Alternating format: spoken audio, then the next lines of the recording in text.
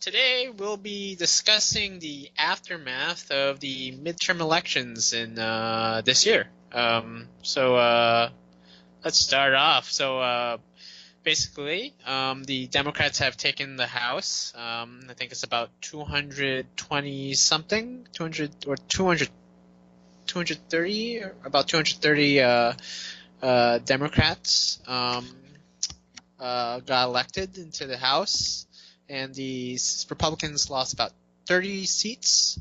But the Republicans were able to hold their majority in the Senate, and there were a bunch of gubernatorial races that were being contested across the country, and it appeared that it's basically half and half in terms of Democrats and Republicans. Snowden, what do you think of the midterm elections? Well, to be perfectly honest, if I can put it into the most blunt terms possible, Trump is right. Trump is talking about it was not necessarily a blue wave. It was all about people don't want to support his administration, and those are the people who lost. I haven't necessarily gone into this so far, so I haven't really found out if this is the case or not. But it seems to me, from what I've been able to figure out so far, that's the case. So Trump is saying that it's all about it. It's not necessarily a referendum against him. It's a referendum against people who are in the Republican Party, but who are not Trump supporters. And that seems to be the case. What I have been able to establish 100% based off of my research, in 2010, Obama, he lost his midterm completely. Mm-hmm. And so he lost 63 seats. He had the Democratic House, and he lost 63 seats. And what we're looking at right now is that Trump lost 62 seats. He lost less than half of what people were talking about. And how does that actually measure up? Trump was talking about people who did not want him to go out there and campaign for them. He said that those are the people who actually lost those races. Mm-hmm. I have not confirmed that, so I don't know if that's actually the case. But I have not heard anybody say anything opposite of that. Mm-hmm. And so therefore, from what I've been able to see, what I've been able to confirm, a couple of races, like a handful, a smattering of them, looks like Trump is right. Okay. Well, it seems that he's fairly dominant. So the Republicans are fairly dominant in the rural areas. But it seems that there's a bit of a contest between Republicans and Democrats in terms of the suburbs. And I think what happened was in the House, a lot of the seats that the Republicans lost were in suburban districts. Mm-hmm. And from what I've heard, that it is possible that a lot of people in those suburbs were turned off by Trump's rhetoric. Although he may have been telling the truth on certain cases, his rhetoric was probably was at issue within the constituents of those districts, and it is possible that because of what he's been saying and how he says it, he hasn't been really marketing himself very well to those suburbs. A lot of people were very turned off by it, and therefore they voted Democrat. So. True. But what I really think is the case is that a lot of those suburbs aren't necessarily the battlegrounds. Mm-hmm. It's all about the rural areas. And that's what got Trump elected in the first place. Mm-hmm. Yes. No, the suburbs have been kind of purple nationwide, so it's kind of 50-50 between Dems and Republicans. The Republicans strongly have a strong hold on the rural areas, and so there's no doubt about it that Trump will. Well, the thing about what's kind of interesting about this midterm election is that we've basically I mean, the way that we're talking about the midterm elections, it seems as if like Trump really owns the Republicans. Like we're saying every single vote every single seat that the Dems win is basically a loss for Trump, or what the Republicans or if the Republicans win, it's basically a support for Trump. Well, So is this really? everybody was going into that because of the blue wave idea. Right? So. Right. I think do you think many of these races are very pertinent to Trump? Not necessarily. No, I mean they could be. That's why it's really hard for me to tell. I don't necessarily think that they are necessarily pertinent to Trump. For the most part, I think it's just a matter of the country trying to establish what they're doing. Ultimately, what we can see from the results, and I don't think this is disputable. I mean, correct me if I'm wrong, but I don't think there was a blue wave. It did not happen. It was basically a blue whoosh. No, I don't. There was no blue wave at all. There wasn't even. I mean, there was definitely the Dems definitely won the House, but not as much as I think they won hoped the House, for. But here's the thing: is like I look don't think back they on past more. historical events.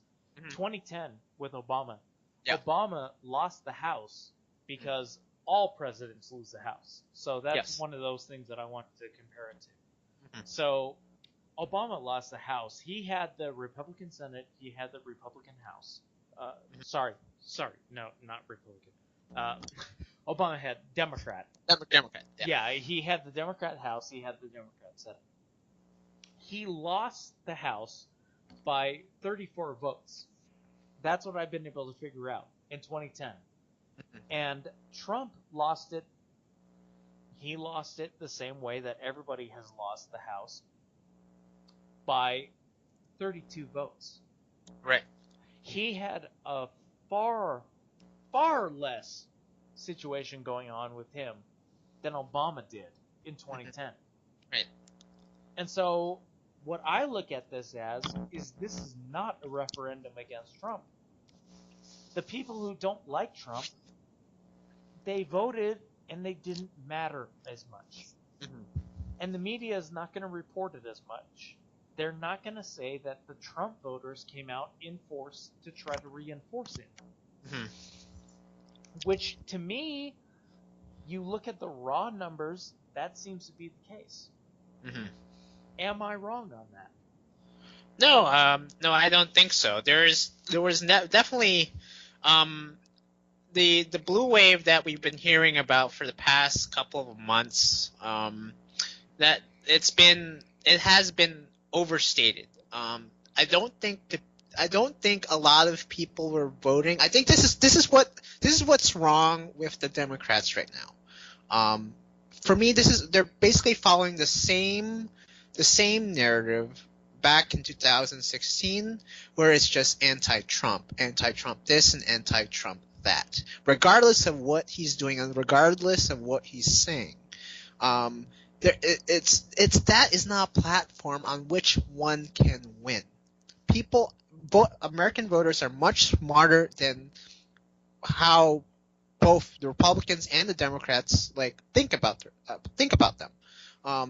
Voters want issues, and if those issues are not being met, then no, you are not going to get their support, and they're going to vote for the other person. That's what's happening. The Democrats need to have another game plan, or else they're going to lose 2020. That's pretty much how I look at it as. Yeah. I consider myself less of a Trump voter and more of a centrist. I want to hear the other side of things, and I have not heard that. Basically, it comes down to the Democrats are basically saying that Trump is bad, and they're not even defining that. They're just saying that as if I should expect that to be the case. Right. And I don't believe that to be the case, based off of everything that I've seen. And so therefore, what should I possibly do? I should vote for Trump. Yes. Yeah. It's That's how it is. The Democrats, um, for some reason, they've gone. Some of them, not necessarily all of them, but definitely the Dems have gotten a little more left. I think some of the things that Trump has said, have been have been called out by the Democrats as racist and whatnot. And for me, that's not necessarily the case. I mean, if you look at Dianne Feinstein, who was just reelected for the Senate, representing California. Um, her rhetoric has definitely changed since Trump was elected. She's been saying, "Oh, we need to be more, we need to give more leeway to illegal immigrants and whatnot." But I mean, 20 years ago, Dianne Feinstein had said that we need to be strict on illegal immigration. It goes to show that regardless of what like what what the issue at hand should be, like in terms of legal immigration, that should we need to enforce our borders and whatnot. Regardless of what Trump has said, about that, so long as he's saying that, the Dems are against it. Mm-hmm. So Yeah. it's the Democrats need to revise their platform. The platform of the third way, that Bill Clinton has espoused, trying to make the Dems more centrist, well, at least more aligned with the Republicans' ideals back then. It's becoming a little obsolete. I don't necessarily think so. Do you My think? problem Okay. is that I would figure that them being more centrist is exactly what they should do to try Hmm. to get some of the centrist voters over on their side.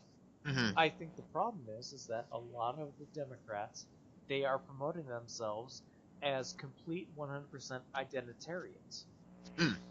And that does not make sense to your average voter. That makes sense to your far left voter, Hmm. but it doesn't make sense to your average person.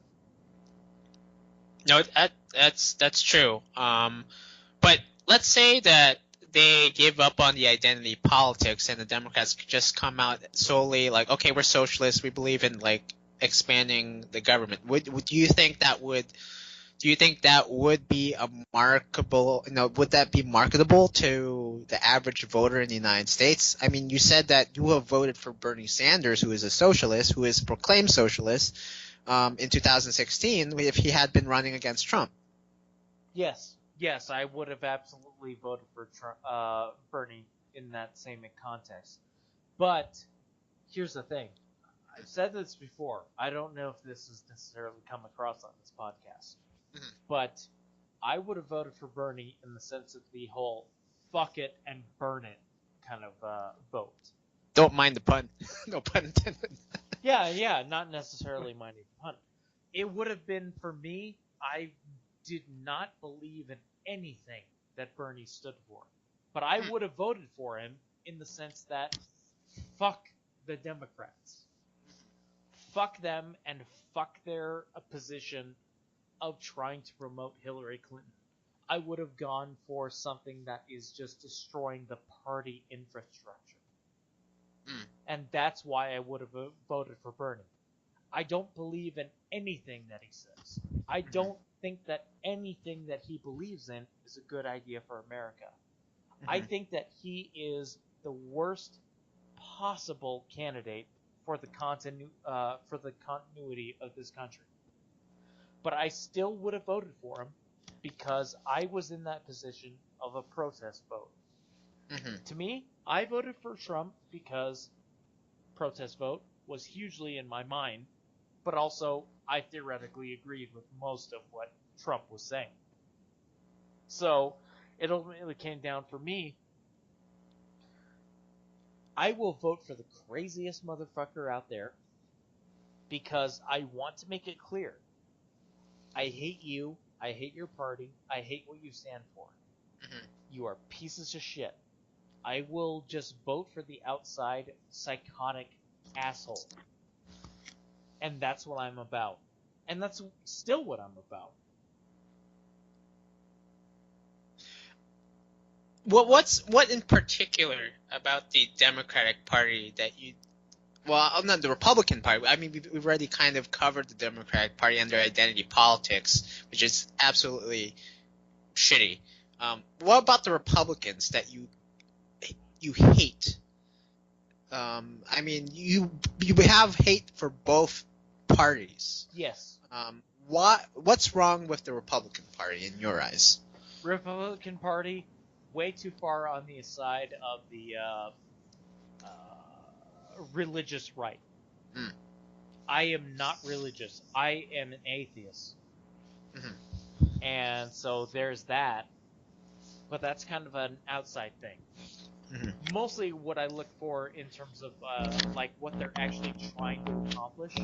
I do not like what the Republican Party is doing in terms of we're gonna shut things down and just be focusing in on the religious side of things. Mm-hmm. And when I say the religious side of things, I'm trying to put that into terms of not being relative. You're saying that you're not really like you're anti-fundamentalist. You're against any sort of religion imposing on your beliefs, 100%. being reinforced. So long as those religions are bothering you or whatnot, you're okay coexisting with them. I have no problem with religion existing. I have a problem with religion existing and shutting me down. Right. My problem is that the Republican Party is very religious in the sense of like censorship, anti-First Amendment, because they're going about the First Amendment in the other direction. Mm-hmm. And I do not go with that. Mm-hmm. Like being anti-pornography, anti-nudity, anti-certain like languages can't be said. Yes, yeah, and 100%. Being a little too offended about Jesus being making fun of Jesus Christ or something like that. Even to put it into a more immediate sense, I mean, what we got right now, a news story was released today, something that I had to stop reading because it was driving me nuts to the point of seeking blood. Mm. There is a situation going on with the whatchamacallit, sorry, I'm blinking out on a name. The Surgeon General. Oh, I have no idea. I don't know. Yeah, Surgeon General, but that's not what I'm talking about. I mean, the Surgeon General works for this aspect of the government. Mm-hmm. Okay, so let's just put it in that context. Okay, so the Surgeon General, they're trying to ban menthol cigarettes in this country. Mm. And they're framing it in the context that they're trying to be racially sensitive because of this. Oh, black people want to smoke a lot of menthol cigarettes, so we're going to ban them so that way we can do things in favor of black people. Ultimately, what I read that as is, yeah, you're going to keep cigarettes that are good for white people and Hispanic people and Asian people, and you're going to fuck over black people. Mm. Fuck you. Mm. Also, as a smoker, I like mint-flavored vape, and I like menthol cigarettes. Mm. So, fuck this shit.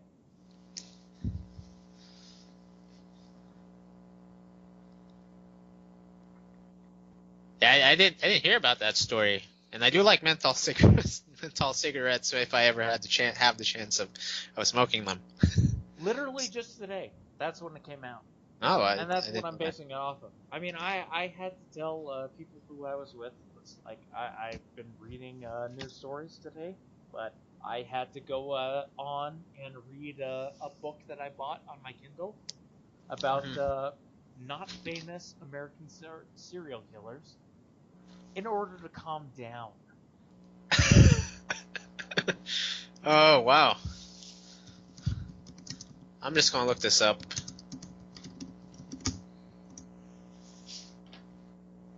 Let me look it up as well because I want to make sure that I can. Yeah, the FDA is reportedly looking to ban menthol cigarettes, following a report this week that the Food and Drug Administration was planning to announce a crackdown on the sale of some flavored vaping products. A separate report claims traditional menthol cigarettes could also be on the chopping block.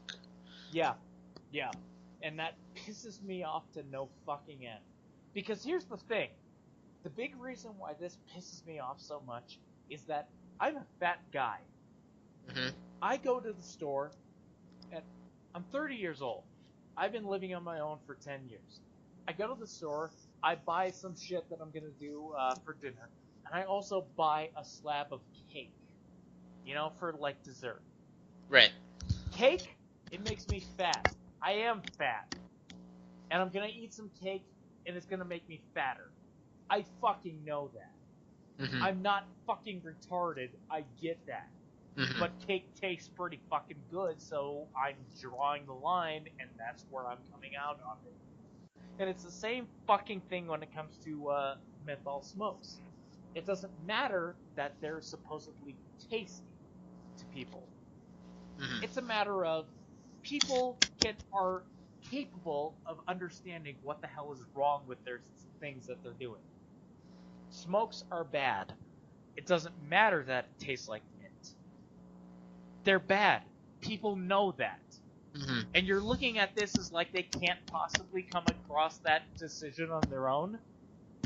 You're looking at people, again, this news story, they're trying to ban menthol smokes because black people like those. You're looking at black people as being fucking retarded. This is racist as fucking shit. Mm. You know? Right. No, I think there is a I think it's true that people they have their own agency. They understand the risk of smoking. I mean, we've all gone through We all Dare. understand our risk of smoking. I Yeah, understand my risk of buying a marble cake for dessert. yeah. I enjoy Popeye's fried chicken, but I understand the risk of adding more cholesterol to my freaking diet. I mean, it's we all live through some sort of risk. I mean, okay, maybe there's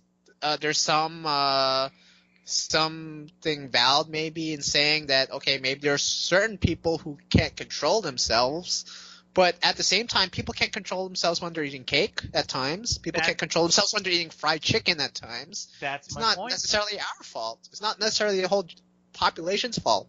And if you're That's my point. yeah. And the big thing that pisses me off is that I'm a white guy, and I like my mint flavored vape, and I like my menthol cigarettes. Okay? And I know they're bad for me. I know that. I've had plenty of fucking years with people telling me why it's bad, and I still go ahead and go for it because fuck it. I know that it's bad for me, but I'm still going for it because I want the nicotine. You know? Right, right. I'm not an idiot. I'm not coming at this like I think it's healthy for me. I don't have that delusion.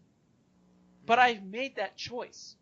And who the fuck are you to tell me that I can't make that choice?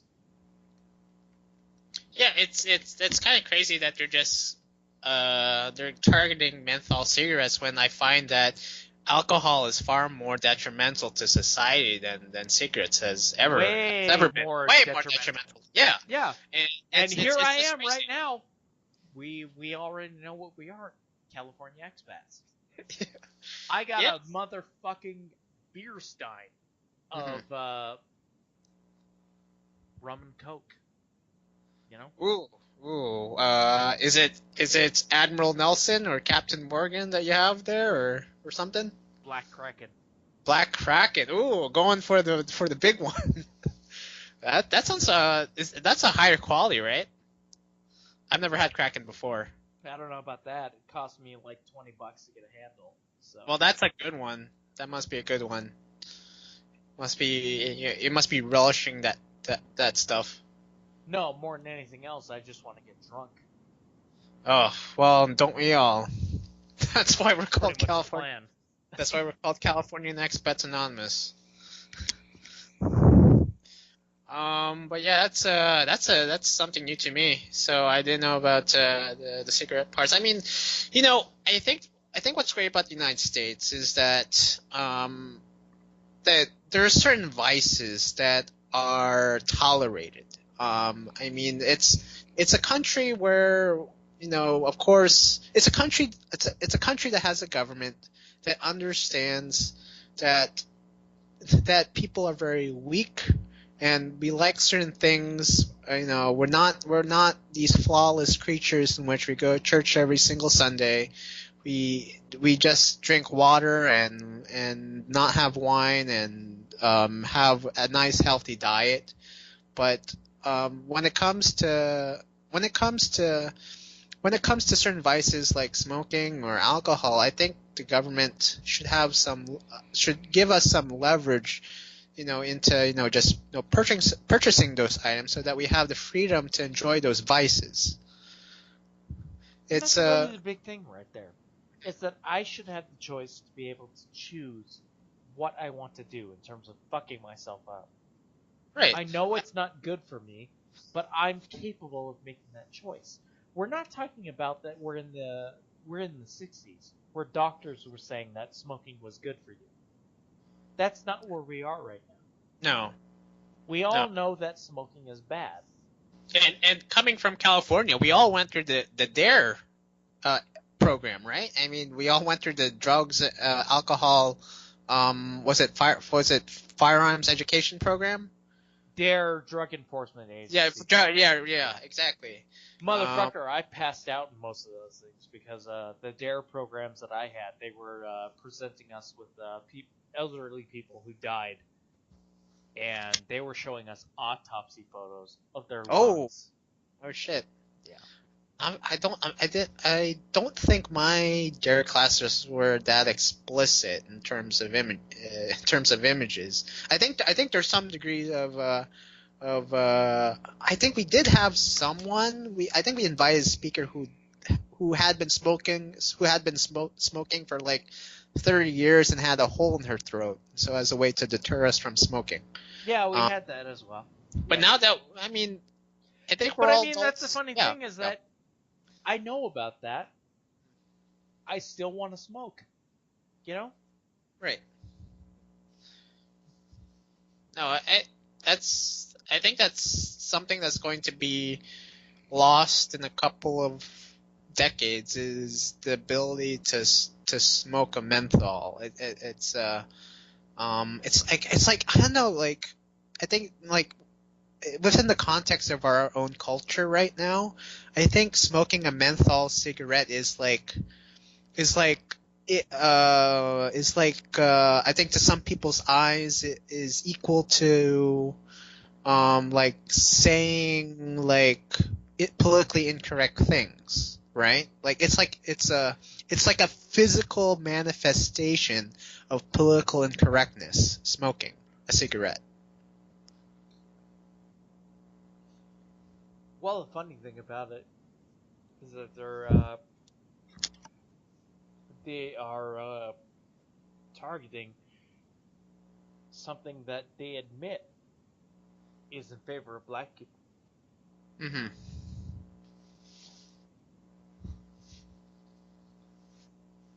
So white people and Asians and Hispanics, fuck it, Mm. they can smoke what they're gonna smoke. How was your trip to California, by the way? Uh, it was fine. Mm. Did you catch a glimpse of the smoke that was coming across Southern California? Not really. I was in Los Angeles, and the shooting happened in Thousand Oaks. Yeah, and and the fire was in about the same place. So um, I'm currently in the Bay Area right now, and uh, Paradise, the town that's currently affected by the brush fire, right now. So it's about a couple miles north, but the smoke has been blowing into this area, and there's a lot of smoke outside right now. Um, like the sky is completely covered by smoke. During the day, the sun was pretty much red. It felt like it was sunset already at 1 p.m. well, that's unfortunate. Yeah. Yeah, yeah, and you could smell it too. So you can like I think I was at a Costco parking lot, and it was at night, and you can definitely see this smoke as it was shown by the parking lot lights. So Well, I mean, that's one of the problems with California is that you don't have a fire season anymore. You just have a fire year. oh yeah, fire year. Yeah. Um, it's yeah, it's heartbreaking. I mean, there's what was it now, the campfire, just campfire in Northern California Well, that's has what they affected call it, 100,000 which is a acres. stupid fucking name. It's a stupid name. Who can prevent campfires? Yeah, yeah, whatever. It's all going It's to a depend on who actually caused this in the first yeah. place. So. So yeah, it's the fire has now affected 100,000 acres, and I'm not sure if it's growing right now, but a ton of people have been displaced by this fire, and uh, I think right now there has been at least 23 people who have died during this year's fire. Well, this just this fire. There also have been other people who have died from I think the fire a couple of months ago. Well, correct me if I'm wrong, because you're in the position to actually know about this stuff. But my understanding of it was that there were 9 people who died. Oh no, there's more. Okay. More people who have. Let me just look this up because I just campfire. Campfire has the death toll has risen to 25, and 200,000 have flown the area. Mm-hmm. So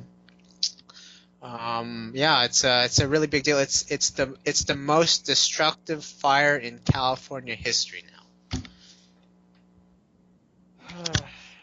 As of right now. As of right now, yeah, and and just a few weeks ago, there was, well, not a few weeks ago, but I think a month ago or a couple of months ago, there was that other fire, and that Yeah. was listed as the most destructive fire in California history. Now we have another one that's more destructive. My God. Pretty much. Yeah. Yeah. So California no longer has a fire season. It's basically just fire all year round. So. yeah, it's quite maddening.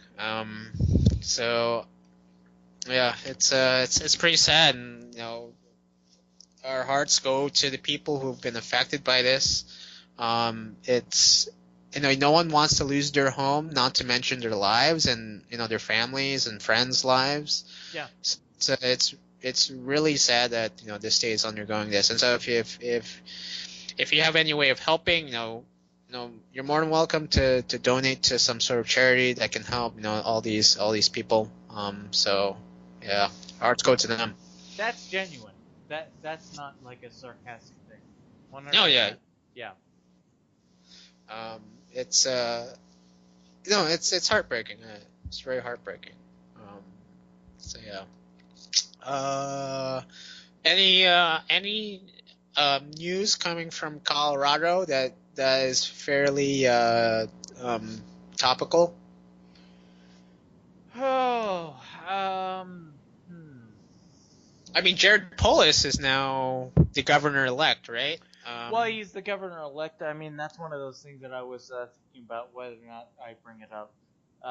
It is one of those things where Jared Polis has now pardoned the criminal history of 89 people. I didn't hear about that. Yeah. Well, I'm not Colorado. Well, there you go. That's what he's done, and that's one of those things that pisses me off that he's been doing that. So, but I mean, I guess one of the reasons that I didn't really bring it up is I talked to somebody. There's some logic on the other side.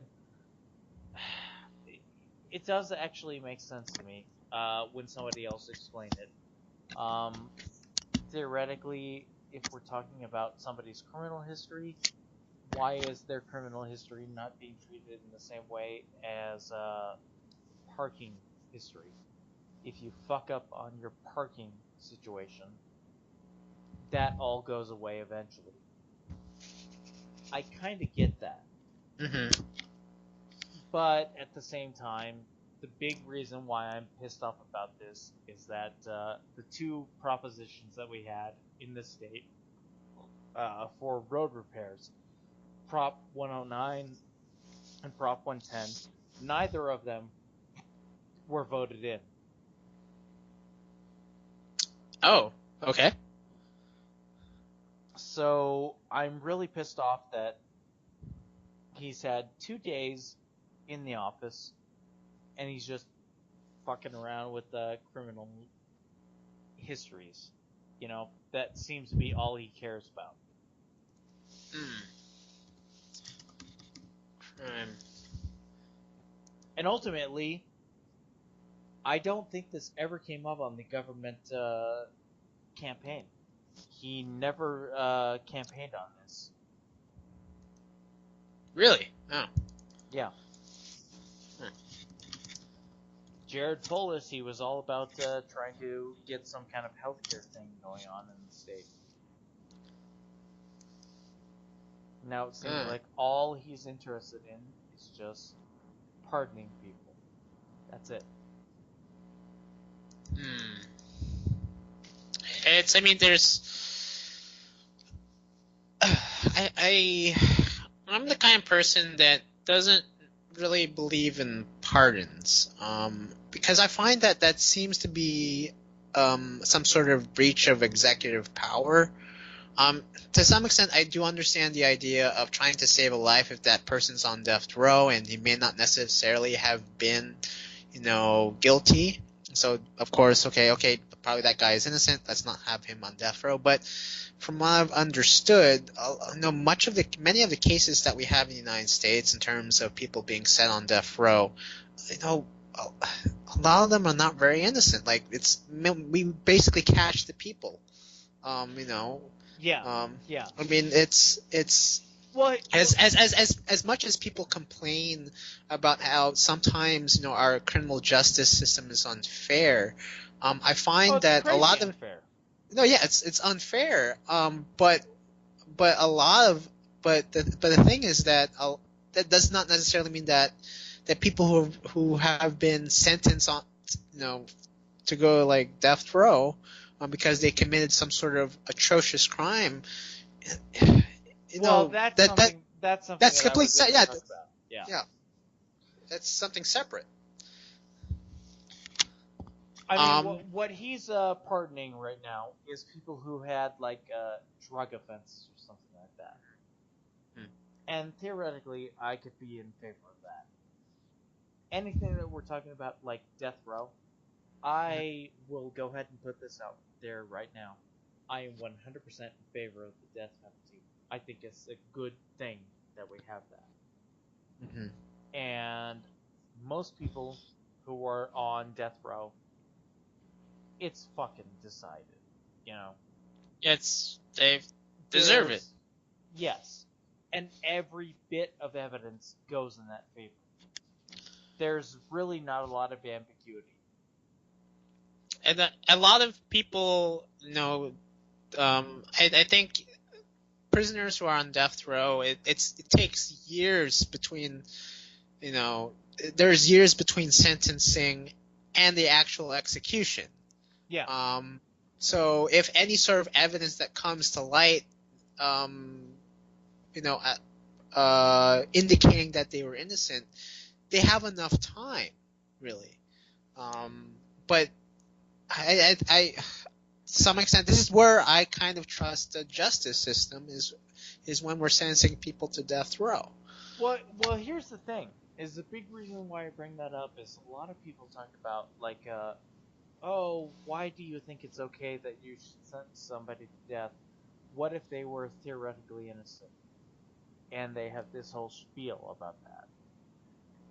But the way I look at it is, why is it okay that we're gonna not execute somebody, but it's okay that somebody spent 30 years in jail if they were innocent? This is fucked. It has nothing to do with the executions. It has everything to do with the fact that our criminal justice system is just fucked start to end. You know? Mm-hmm. Right. We should not accept the idea that an innocent person should go to jail. But you seem to be okay with that as long as their execution is not on the table. Fuck that. Mm. It's definitely a paradox. It's I don't know. It's definitely conflicting people's values. Well, it's making their values nonsensical. Mm-hmm. That's what I look at it as. I think to some degree I have mixed feelings about the death row. I don't like having, I am a lousy pacifist. I don't like conflict. I don't like any sort of violence. No, But fair. I understand the idea of violence as deterrence. And violence as deterrence is a good thing. So long as it can keep people out of violence in the future for prosperity's sake. If I may, like, to me, I'm 100% in favor of the death penalty. To me, it's not even about deterrence. I don't even care if it deters somebody from doing the same kind of crime. To me, I believe in the concept of vengeance. I believe vengeance is a very important human oh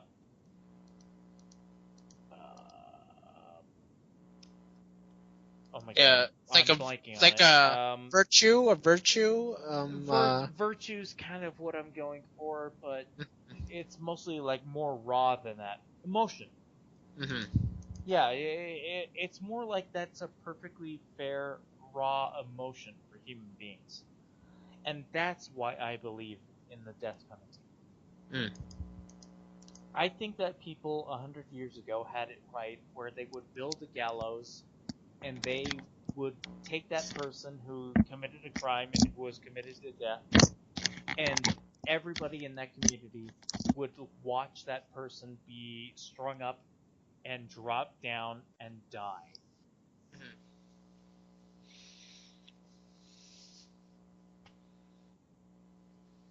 I think we're kind of missing that in this weird progressive age where we think that death is something that we shouldn't do that.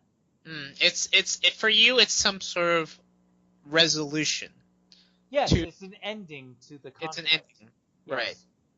As a way to comfort the people who had suffered the murder of their loved ones. Even if those people don't necessarily think that it's an ending to their conflict, I think it's important to have the community have an ending to their conflict. Okay. It's more important than the people who were directly 100% harmed. So do you think that Denver Plaza should have some sort of hangman's square? When some sort of Coloradan inmate needs to be executed, should they place him on some sort of pedestal for people to see in downtown Denver? Genuinely, yes. Yeah, 100% so. Honestly, I understand that you're asking that as a little bit of a jab, as a little bit of a No, it's actually a serious question. because As that's a what se- people do in Saudi Arabia. That's as a what s- I. yes, as a serious answer, I genuinely do think so. I really do think the community deserves a little bit of a resolution, and that comes in the form of the capital punishment. Hmm. I do not think that human beings are that much more evolved than we try to present ourselves as.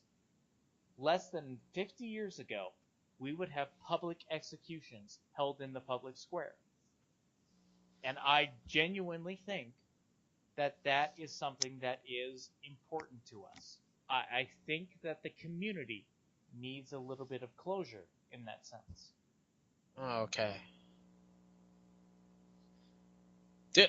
I'm not very familiar with the topic, but do you know why we transitioned from a public square to a private execution 50 years ago? What was the what triggered that transition to happen? To be perfectly honest, I don't know. I'm actually. Here's the thing. I am genuinely reading into this right now. I'm not coming at this in terms of like a regular, like an asshole kind of thing. Right, right. I am legitimately reading books on this right now. The book that I'm reading right now is God. Uh,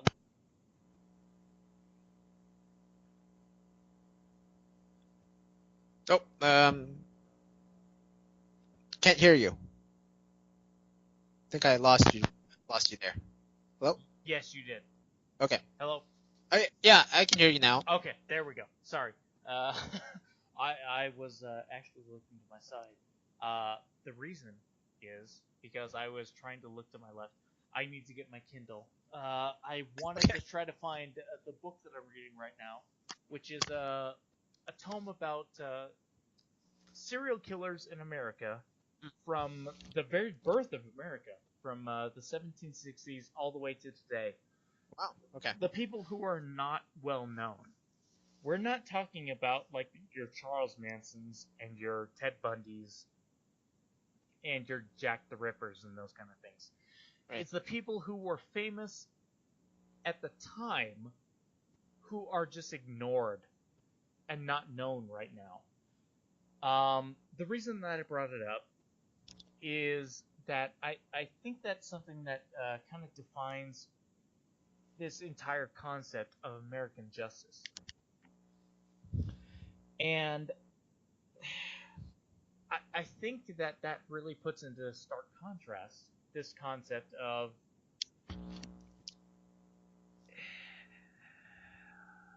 the American idea of capital punishment comes into play. Hmm. Sorry, I think I'm getting a little bit lost. Most of these stories ended in a public hanging. Hmm. Right.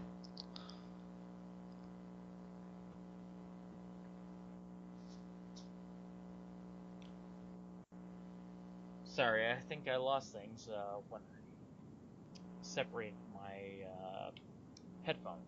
Oh, okay. What were we talking about? Oh, we were talking about public executions in the United States. Yes. Yeah. Yeah.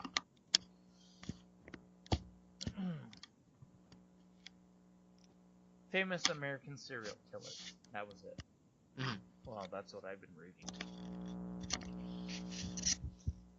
I think there is a point to be made for the concept of public justice, is what I'm saying. Hmm.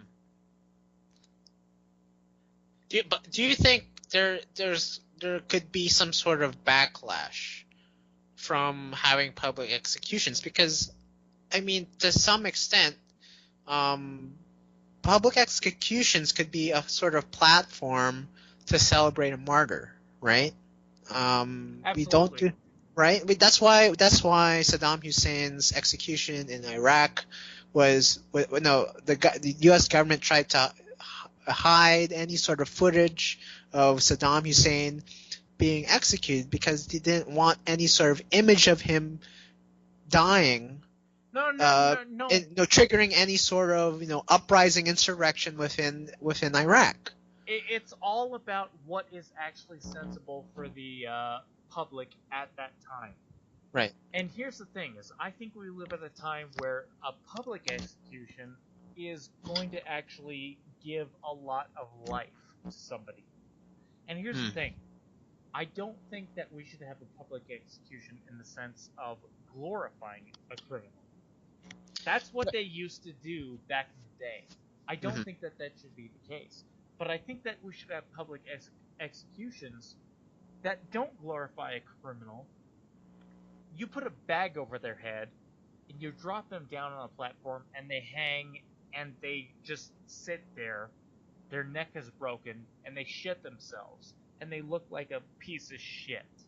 And that's what I think that could do something in terms of making it clear that your public shootings, your mass killings, you're a piece of shit. You're just somebody who's gonna be hanged, and you're worthless. You don't deserve any kind of thing. But and the thing about these... that's what I think. That's what I think. You are not gonna be the next Elliot Rodgers. You're just gonna be somebody who is being hung off of a platform, and your shit dribbles down your leg, and everybody looks at it and laughs at you, and you're just a fucking faggot. But the thing about these mass shootings within the past months is that most of the mass shooters have committed suicide. So how does a public execution suicide because they know that they're going to live on in history, because that is the establishment that we have in this country. How many of these fucking incel guys, like again in Florida, before the last mass shooting that we had here in California with what's his face, who was doing it in Thousand Oaks? I don't even want to know his name. Some guy named Long, yeah. You fucking retarded faggot. Yeah. Ex-Marine faggot. That's all it is. Right. And I'm not using words to be offensive to gay people. No. He was a fucking faggot. I know, I understand what you're saying. That's all he fucking was. A worthless piece of shit. That's all he was. And days ago, before that, you had another incel who was shooting up a hot yoga studio in Florida. Yeah. Another fucking faggot. That's all they fucking are. They're worthless pieces of shit. They don't deserve to have their names done in anything. And a lot of these people, the guy in Florida, he directly was comparing himself to Elliot Rodgers, who was a huge fucking faggot. Piece of shit, little dickless fucking cunt who couldn't get a fucking woman if he tried. Yeah. So why are we trying to promote things in terms of we're looking at the killers as if they have some kind of presence in this country? When they don't have any presence. They're fucking dickless faggots. You're saying that they should be diminished. They should be nothing. They are nothing. Yeah. They literally are nothing. And here's the thing. Again, I keep saying it, and I'll say it again. They're fucking faggots. I'm not saying this as a decry against homosexuals, because fuck it. There are gay people who are fucking awesome. There are straight people, like these fucking shooters, who are faggots. No, they ain't shit. Yeah. No, it's what they've done. For one thing, they have killed innocent people. Another thing, they have threatened the very idea of the right to bear arms. And that's an issue that has become so divisive within this country. Because of these mass executions, a lot of the narrative is that, okay, we have to ban all sorts of arms. We don't trust anyone, that's coming from the left. That's the thing that really pisses me off based off of the books that I've been reading, because I've been reading a lot of, again, I need to find I need to pull up the book. I think a lot of people should read it. But it's a book about unknown serial killers in the American country. And it's really fascinating how what they have done really matches into what we know of as spree killers and serial killers in the modern era. Just people who go out and just slaughter a lot of people and whatnot. Right. This has always been happening. It's not a matter of how many people you can kill. They didn't kill as many people because they didn't have the capacity to do so. But they still goddamn tried. Right. It's all a matter of the country gave them a voice. Nobody cared about the victims. You can cry about the victims. But we didn't cry about the victims that much. We gave a voice to the killer. We've always done that. That's what our country does. And I am a problem with this right now because I enjoy true crime shit. You know? You know, what's kind of strange is that, at least in terms of Elliot Rodgers and whatnot, the footage of him has been played, all over the networks, and of course there'll be copycat killers, who would follow him, but within the context of the Pulse nightclub in Florida, we never gave a voice to that killer. It's not even that. It's the fact that we just give voice to the killers. That's what we have always done.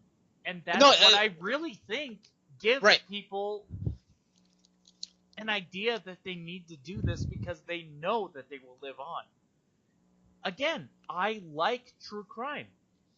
I know the name Charles Whitman, the Texas bell tower killer from the Texas University in the 1960s. 1960s, the mass shooter, Charles Whitman, he went up into the bell tower and shot a bunch of people. Everybody knows that story. Even if you don't necessarily know that name, you know that incident. I know. But nobody, even I don't know any of the victims. I couldn't tell you one of those people who he killed. And he killed 16 people. No, I know what you're talking about. Hard. I know what you're talking about within the context of The Simpsons, because exactly. Yeah. The Simpsons put it in as a joke. Yes. And it worked as a joke, and it was funny as a joke. But that's the fucking problem, isn't it? We give all the credence to the killer. We give no credence to the victims.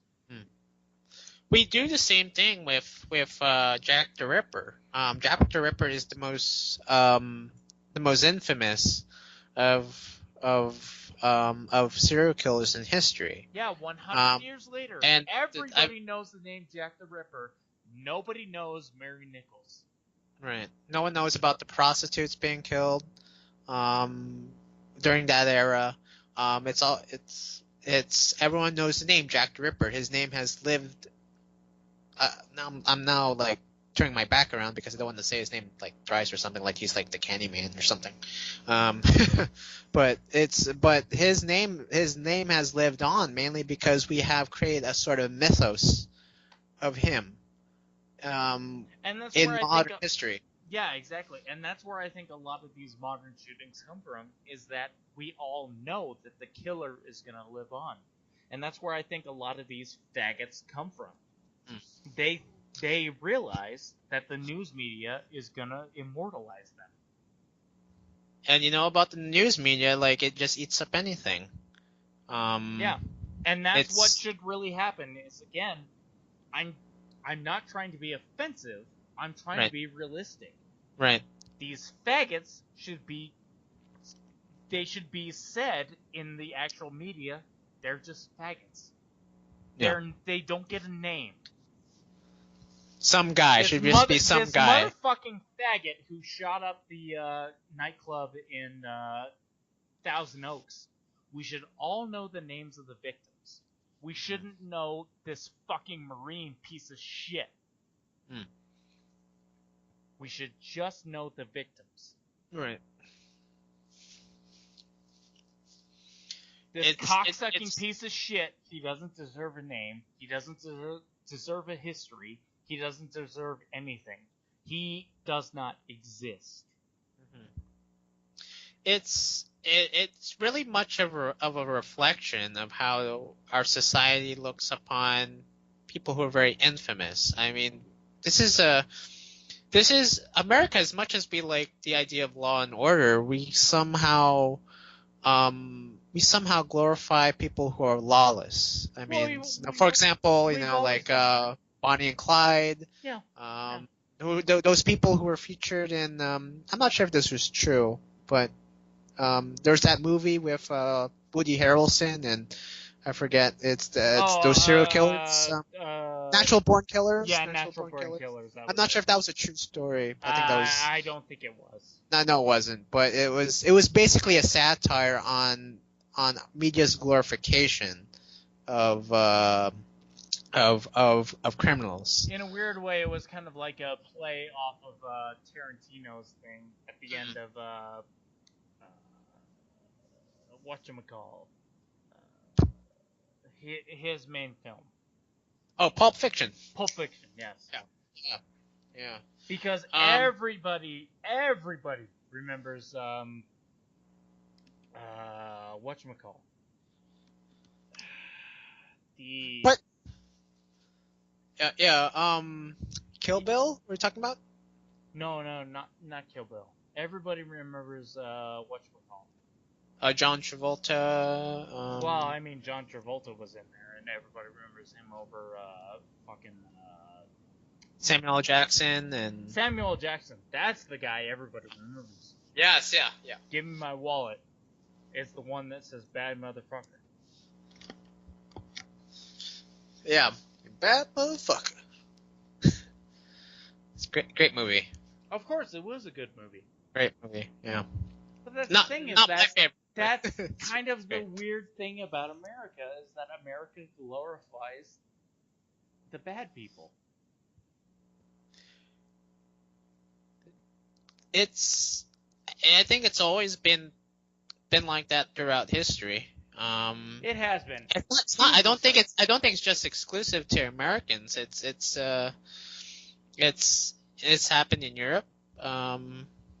And I think it's some sort of like human like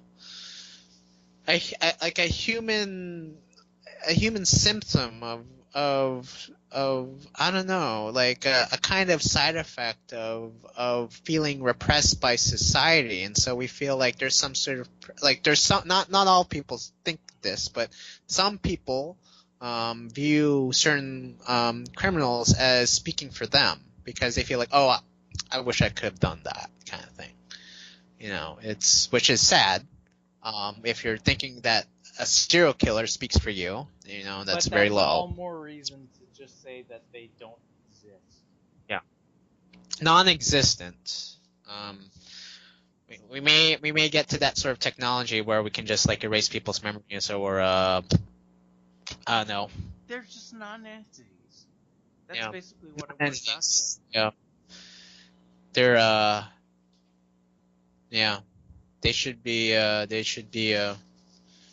as dead as those NPCs. They're dead far more than the NPCs. Yeah. I mean, I understand the kind of joke that you're getting at, but the NPCs deserve far more recognition than any of these pieces of shit. And I genuinely think that would help in this matter. Mm-hmm. No, that's a good point. I've never heard anyone really voice their opinion on public executions. Growing up, I've never seen anyone being executed. Like I always imagined people being executed like Saudi Arabia or Iran or some sort of third world country, because the regime in those countries want to create some sort of deterrence from people breaking their very draconian laws. Of course. But I never thought of public executions as some sort of communal like gathering of some sort of way to resolve our like. Just look at these assholes as just being non-entities. Mm-hmm. The ones who don't kill themselves, we just watch them hang. We get to watch the shit drip down their leg. Mm-hmm. They are nothing. Mm. They deserve no recognition whatsoever. 100 years from now, we'll all write books about them, but we'll all write books about everything, you know? In terms of the immediate standpoint where we are right now, they are just non-entities. Mm. And that's where I am with it. That's interesting. It is a genuine question to you. Am I wrong about that? Well, for me, I'm not the kind of person that gets enjoyment from anyone being killed. I mean, I can't. No. Well, it's not enjoyment, or at least have some sort of feeling of resolve of having someone killed. I can't even look at blood at a movie screen. Seeing, and I mean, we've had this conversation before when we were talking about Halloween movies. Yes. But I'm not the kind of person that can stomach horror. And I mean, what those serial killers have done is far more atrocious, far more horrific than what can ever be, seen in an average horror movie. But I can't stomach that. And okay, there could be certain people, within the U.S. population who can stomach it, like you, and have some sort of sense of justice being committed, not just justice but vengeance. But I don't know. It's like, for me, like, a lot of public executions is something kind of medieval. I like, it's something in the past, and it's something that's been kind of relegated, back, like, being replaced by other stuff, like, I don't really see the okay, I understand that what you were saying about the purpose of having a public execution as some sort of communal event, but I'm not sure really the benefits. I'm not really sure about that. Should we televise it? Is that something that we should do as well? Like, have it on C-SPAN? Oh, at 9 a.m. we'll be having a public execution here on C-SPAN. 100%. Here's the thing. Yes, I understand what you're saying. Is that because necessarily a good perspective on things? But to answer your immediate question, yes, these people should be killed in terms of live feed. It should be something that's played out on YouTube. Everybody should get to see them hang and just get to see the shit drip down their leg. Because the human body is just not going to be capable of holding that in. Right. Everybody needs to see that you're not an immortal, like, worthy person. Right. You're just a piece of shit. You're a piece of meat. And when you die, you're an embarrassing fucking piece of shit. Right. No, it's that could be one thing that we could that's one thing that we could entertain with in regards to serial killers. It's just that I'm not even on the fence on this. I really do not like seeing people getting killed. I'm that kind of person. Sure, I can turn off the TV and not even go to the plaza where that person is being killed, but I don't know, that's just something that I think, well, in the 21st century, we shouldn't be seeing that publicly. I guess you I understood it is that it's one of those things where I understand it's a weird little. But I understand what you're saying. It doesn't necessarily match up to what people actually think and believe. Okay, okay, I understand what you're saying in humiliating the the the That criminal. should 100% I happen. believe in I believe in humiliating and shaming people who commit crimes. Like though that I mean I don't think it's possible to throw Rotten Tomatoes at someone, but there's something that needs to be to that degree, but much worse. And I understand that that's what you're trying to go after in terms of these public executions, but I don't know. Like for me, like this is the civilized world. This is the Western world, and we haven't had public executions in quite a while. And I don't know. It's just something that's like we just leave alone. Okay, sure, we can have some sort of feed online. You know, I don't necessarily have to go to this website where they'll have where they'll show this public execution. I don't need to, but if you have the time and the leverage to look at it, go ahead. You can do that. Okay, that's possible. I don't have to look at it, but if you want to look at it, okay, go ahead. You can look at it. Well, to But me, I mean that's kind of defeating the purpose. It's not about people who are interested in seeing it. It's more about it's everybody should see it. Everybody should see that this is what you get to. so You are not a hero. You are not a person. You are not a person who is interesting to everybody. so You're just a sack of meat who's gonna swing from the gallows. but a lot of people already know that these people are sacks of shit. Like your point is that this kind of public of public event should be targeting people who could threaten us with committing more like serial killings. It would be targeting It'd be a people deterrence. It'd be a in just a deterrence. general sense.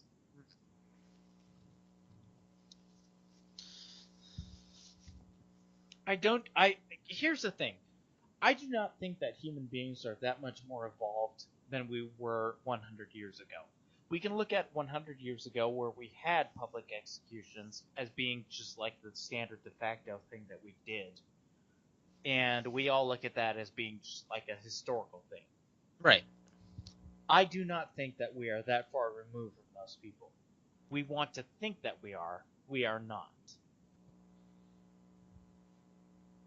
But there's a difference between I mean we basically have the same uh biological system as our ancestors had, but our ideals have changed. I mean, it's I kind of see what you're trying to say, but I think for a lot of us, it's like we already understand like how disgraceful and horrific and shameful and atrocious all these people like what these people are. Like they're not people to be looked up to. Here's the thing. Good for you. You recognize that. You live that. That is what you are going into. Mm-hmm. I don't think there are a lot of people who understand that. That's why we have a lot of these fucking incels who do mass shootings, who are basically trying to put themselves in as a disciple of Elliot Rodgers. And that's why I think that this could possibly work. You are a fucking piece of shit. You are worthless. And if you're trying to put yourself into his shoes, you are going to be just as worthless. You are nothing more than just entertainment for people. So in the case of those killers who committed suicide, would you hang their bodies on like rafters and like have their like pieces of shit just coming out of their freaking pants? To be perfectly honest, I cut their bodies up and let them be dined on by wolves. Hmm. I think we all have a bit of Dexter in us I don't when even it think comes to it's serial Dexter. killers. I don't even think it's a matter of a serial killer in me. I think that this is something that is sensible. Mm-hmm. You don't get to be somebody who is having a perspective on humanity. Mm-hmm. You are nothing. Right. You don't deserve to have a history. Right. That's how I look at it. You are a non-entity who should just be cut up and left to the wolves. Mm-hmm.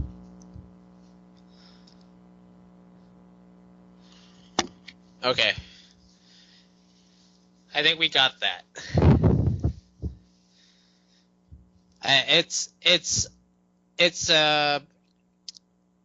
definitely a complicated issue. Right Yeah. now in terms of serial killers. Maybe as whatever that character in Ving Rhames' character said in Pulp Fiction. Maybe we just need to go medieval on someone's ass when they commit a crime. Yeah. Yeah. Oh. I never looked at him as being ridiculous. Mm. I always looked at it as being sensible. Yeah, that makes perfect sense.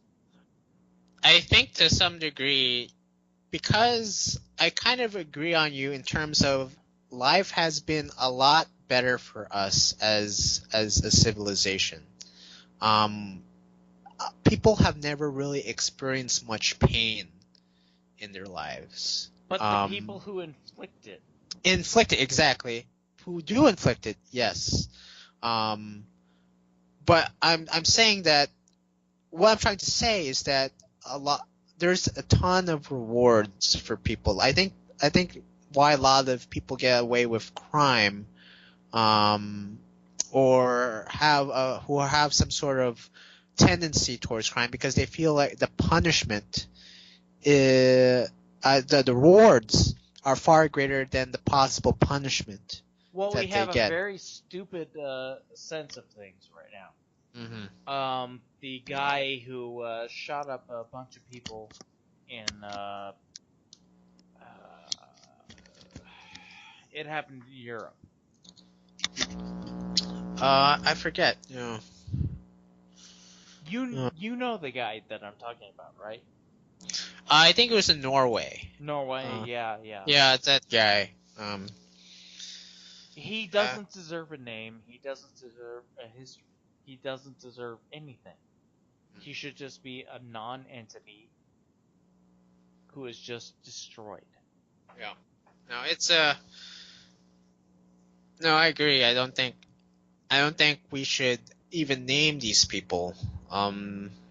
They shouldn't have any sort of identity, as you said. What's kind of interesting is that I also watched a documentary that wasn't that covered a serial killer in Japan, and apparently Japan does have serial killers as well. Oh, what's his face? The cannibal. Yeah, there was that cannibal thing. Yeah, I forget his name, but there was also a serial killer just 2 years ago who stabbed 19 people, who's killed 19 people and stabbed 27 others in a mental hospital. He wasn't okay. He was mentally ill, but he wasn't mentally ill. He was actually an employee of this mental hospital, It's and he felt if he was mentally ill or not. yeah. But he killed and stabbed about 40 people, thinking that he stabbed mentally ill patients.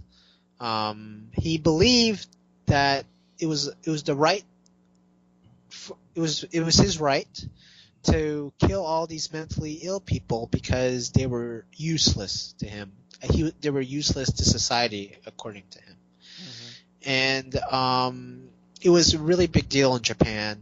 It was a really big case. And it goes to show that regardless of where you are in this world, there will always be these terrible, horrific idiots killing people.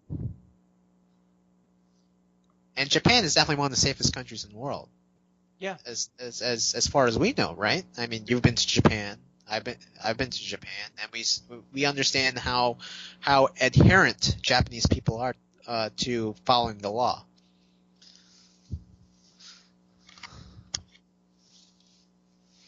So yeah, it's so long as But I human mean, that's the aren't thing here, is that serial again, killers. what you're talking about, Issei Sagawa, the Japan cannibal, he is world famous. Nobody knows the French woman that he murdered and ate.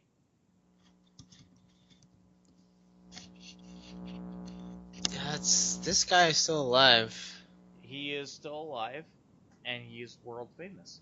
Yeah, He's been on a lot of TV shows.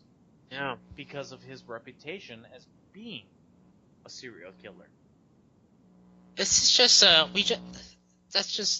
it's just terrible that he's become this sort of minor celebrity. It's like the media just thrives on this kind of macabre fascination of killers. And that's the thing, is that it has nothing to do with where the serial killers are. It all has to do with the fact that we all like serial killers. Mm-hmm. Which is, yeah. It's fucked. It's very fucked. And, it's I mean, we have movies. I mean, you're reading a book about serial killers. I am, yeah. Yeah. Because it is fascinating to try to comprehend what they're thinking. Because they are complete outliers of society. Like, they're just on the fringe of how they think. Mm-hmm. And they're the most narcissistic. Serial killers are the most narcissistic amongst people in society. But that's one of those things that really pisses me off about my own situation. I know more about these killers than I know about the victims. And I should know far more about the victims.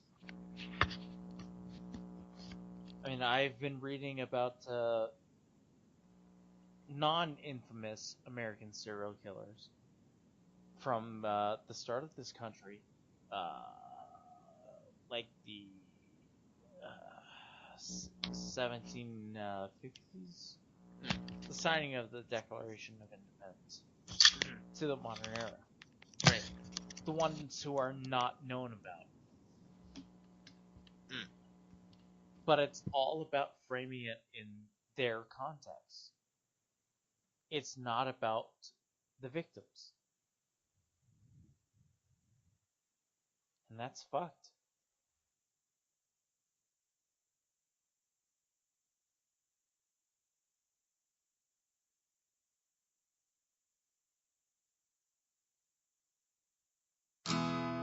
Everybody can be bought. I wish I was wrong, but I'm not. Everybody is for sale. They'll disappoint you without fail. And greed will win out in the end. There's nothing you could do about it, my friend, my friend, my friend. So make the most of what you got. Everybody can be bought.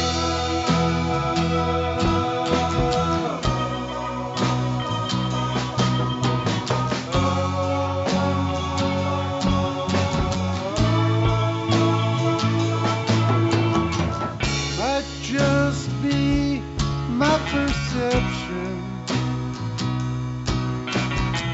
Maybe it's all in my mind. For every rule, there are exceptions.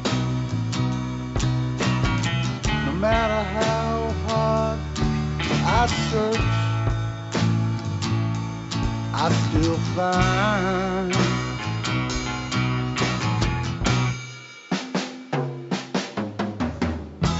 it took some time to figure out the evidence leaves little doubt. And to the core, it does rot. Everybody can be bought. I might sound cynical, but I'm not. Everybody can be bought. Everyone is bought. Everyone is bought. No, no, no. No, no, no. No, no, no.